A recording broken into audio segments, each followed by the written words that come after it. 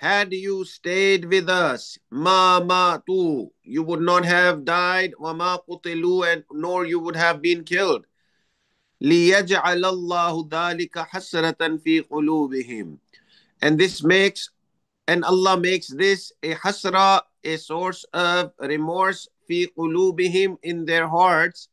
Wallahu yuhyi wa yumit, and Allah gives life and Allah gives death. Wallahu bima ta'maluna basir, and surely Allah knows that which you do. This was the ayah that we did. As we said before, that this ayah is about the munafiqeen.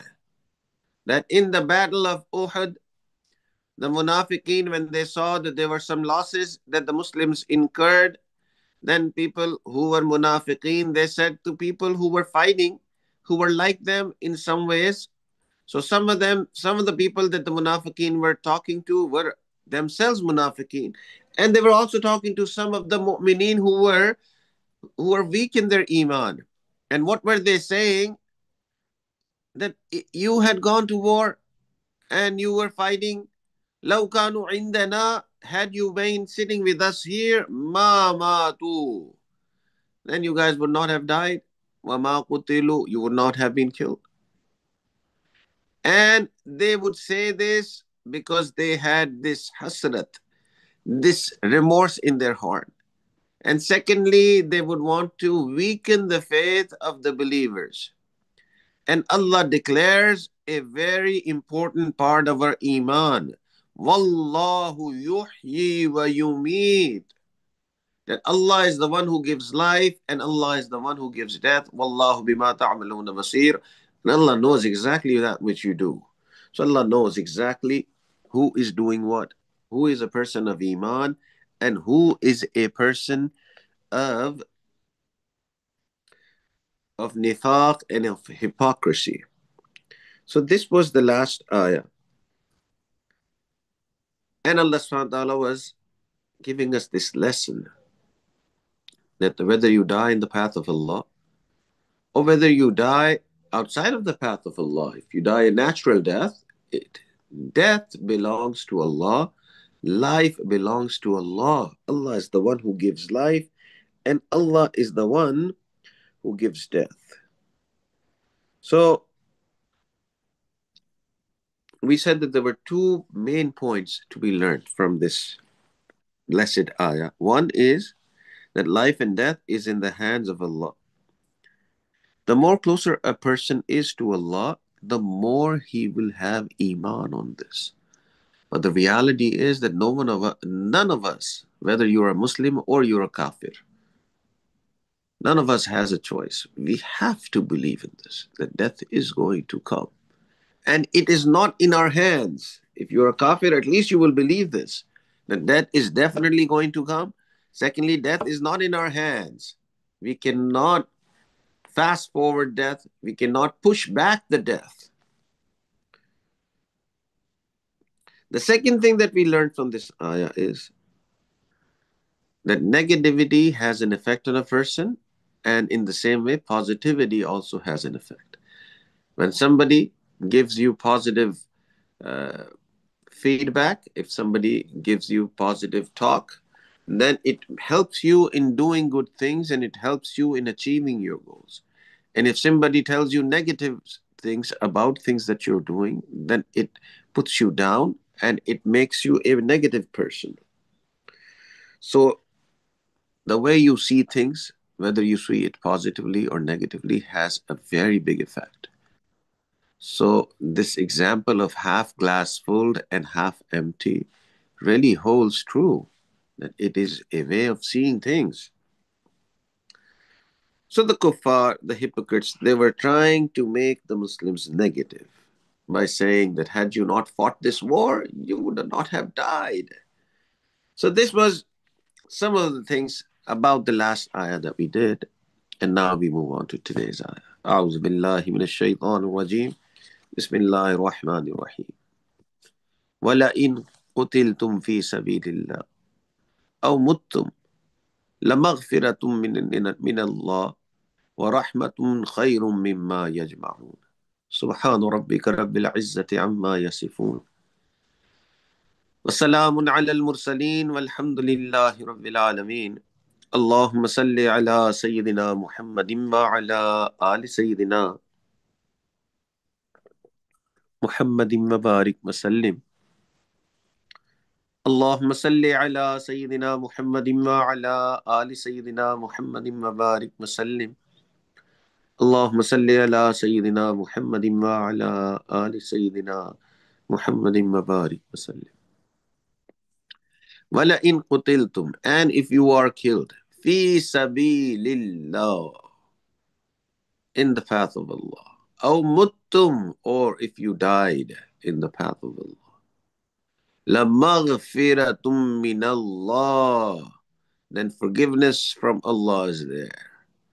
وَرَحْمَةٌ خَيْرٌ مِّمَّا يَجْمَعُونَ, and the mercy of Allah is much better than that which they accumulate. So in this ayah, Allah subhanahu wa ta'ala gives another reality,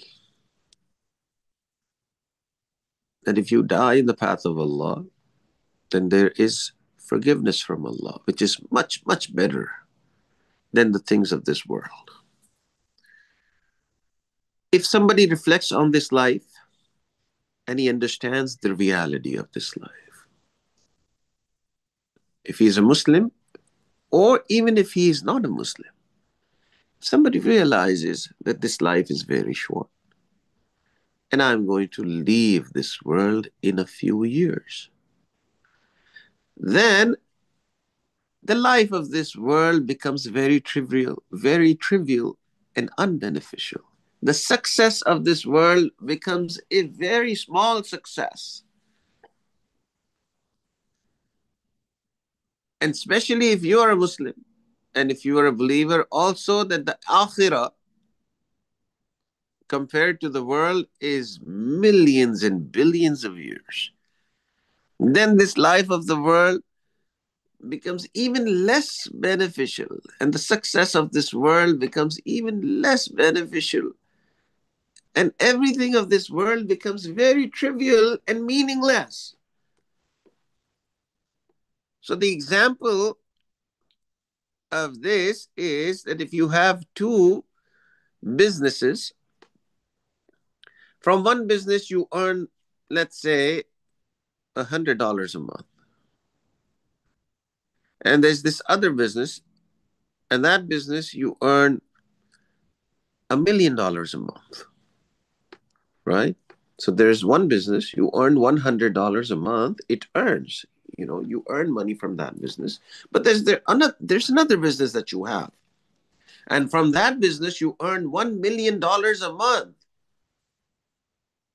And of course, you are going to give a lot of weight and your attention towards the business that gives you $1,000,000 a month. And the business that gives you only $100 a month, even if that business is not doing that well, you don't care. You don't give a lot of attention to it. Your whole attention is focused on this $1,000,000 business that you do every month, $1,000,000 earning. So this is the case of the believer. When he realizes what this life of the world is, it's only a few years.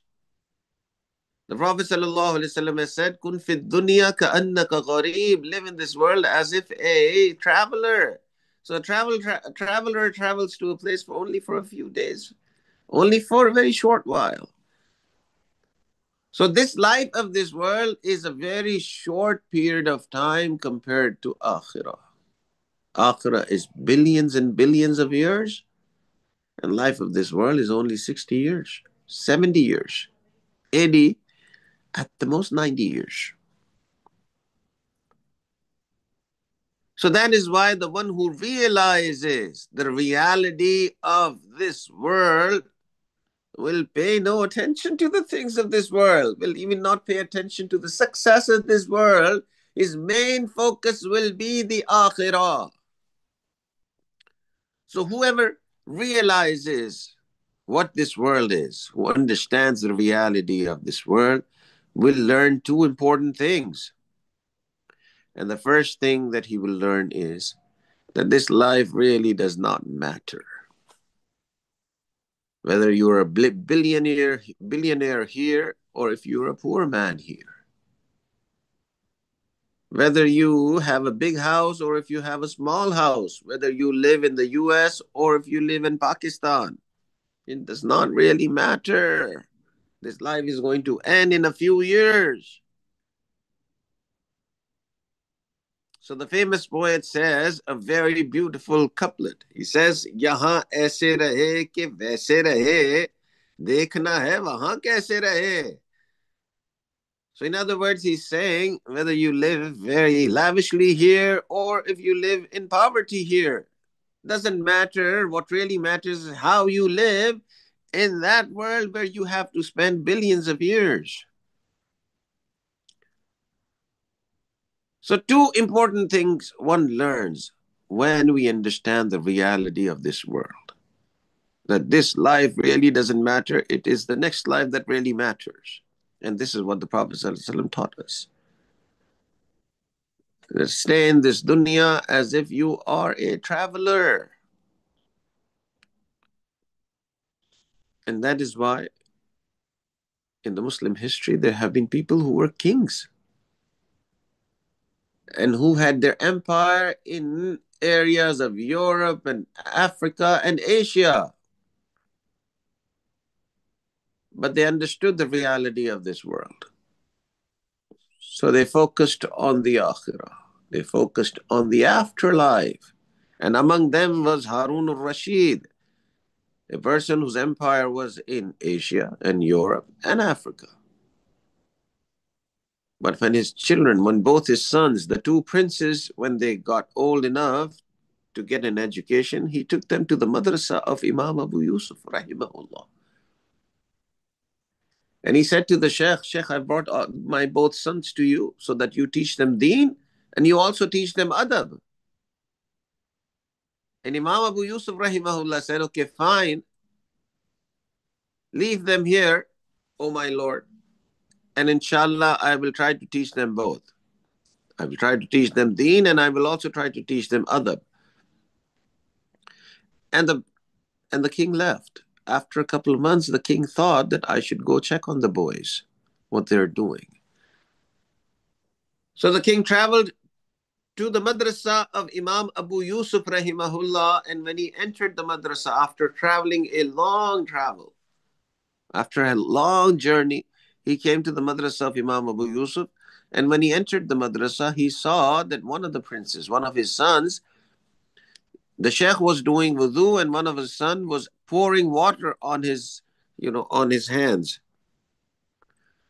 So the king, he stood there and he looked at the whole thing. And when the sheikh finished his wudu, the sheikh came closer and the king also came closer and they said salam to each other. And then the king said to the sheikh, "Sheikh, I left my children here so that you should teach them deen and also more importantly, you should teach them adab." So Imam Abu Yusuf said that, "Oh my Lord, this is what they're learning. Look, he's the prince of the time. And look at this adab that he has, that I am making wuzu and he is pouring water on me." So the king said, "No, I would have liked it even more had he been pouring water with one hand, and with the second hand he would have cleaned your legs, cleaned your feet."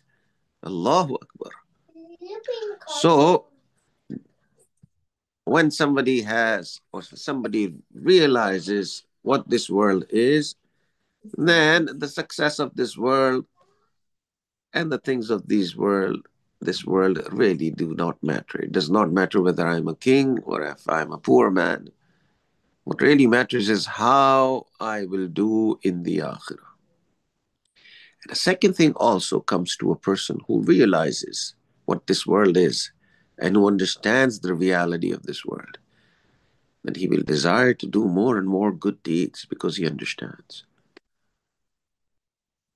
that in this world success does not matter, but in the other world, in the akhirah, in the afterlife, Success really matters, and I will be success in that afterlife only and only if I do good deeds in this world.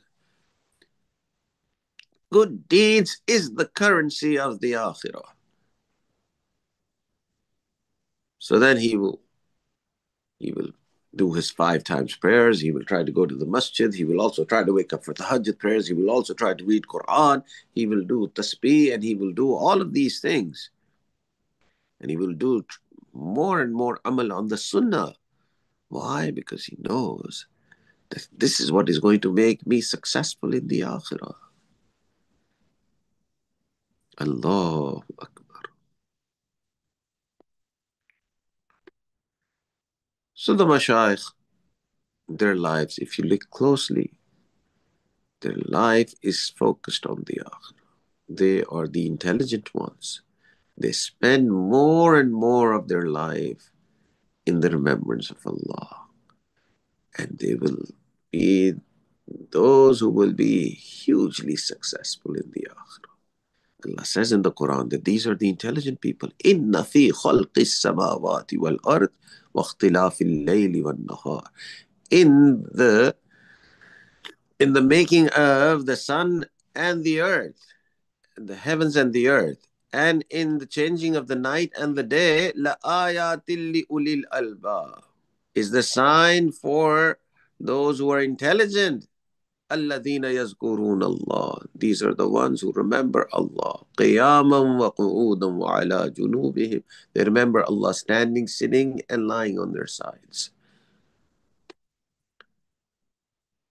So the second thing that a person will understand when he understands the reality of this world is that the more good deeds he will do, the more successful he will be in the akhirah. So he will have a burning desire to do more and more acts of good deeds. So among the mashayikh, there was a sheikh by the name of Shaykh Hussain Ali Bachra. And the sheikh was a very big sheikh of his time. And he writes in his biography that after Isha prayers, I would sit down to do the zikr of Allah, and some of his murids and some of his students would sit down with him. And he said that I would do the zikr of Allah, and they would also do the zikr of Allah. Some would leave after an hour, some would leave after 2 hours, and some would leave after 3 hours. He said there would come a time during the night that I would see that there's nobody in front of me sitting doing the zikr of Allah. I am alone. At that point, I would get up and I would start my nafil prayers, the tahajjud prayers. So look, how akhirat oriented, how intelligent these people were. They have realized what the reality of this world is, and they have understood the reality of the akhirah. May Allah subhanahu wa ta'ala also help us understand the reality of this world and the reality of the akhirah. So in the same way, if somebody gets killed in the path of Allah in this world, Allahu Akbar, it is a big success. It is much more than staying alive in this world and being away from Allah. So that is why Allah says, وَلَئِن قُتِلْتُمْ فِي سَبِيلِ اللَّهِ. If you are killed in the path of Allah, أو مُتُّمْ, or if you die in the path of Allah, لَمَغْفِرَةً مِّنَ اللَّهِ, then you get forgiveness from Allah. وَرَحْمَةٌ, and this mercy of Allah, خَيْرٌ, it is much better, مِمَّا يَجْمَعُونَ, from that wealth that you accumulate, from this life of this world that you give a lot of value to. This rahmah of Allah is much more than all these good things or all these goods of the world. May Allah subhanahu wa ta'ala give us the tawfiq to understand this reality. Wa akhiru da'wana alhamdulillahi rabbil alameen. We'll make a short dua and then inshallah we'll end the class. Alhamdulillahi rabbil alameen. Wassalatu wassalamu ala sayyid al-anbiya'i wal mursaleen. Allahumma inna nas'aluka ilman nafi'a wa amalan mutaqabbala wa lisanan dhakira وقلبا خاشعا ورزقا واسعا وشفاء من كل داء وصلى الله تعالى على حبيبه سيدنا محمد وعلى آله وأصحابه أجمعين برحمتك يا أرحم الراحمين. جزاكم الله. السلام عليكم ورحمة الله وبركاته.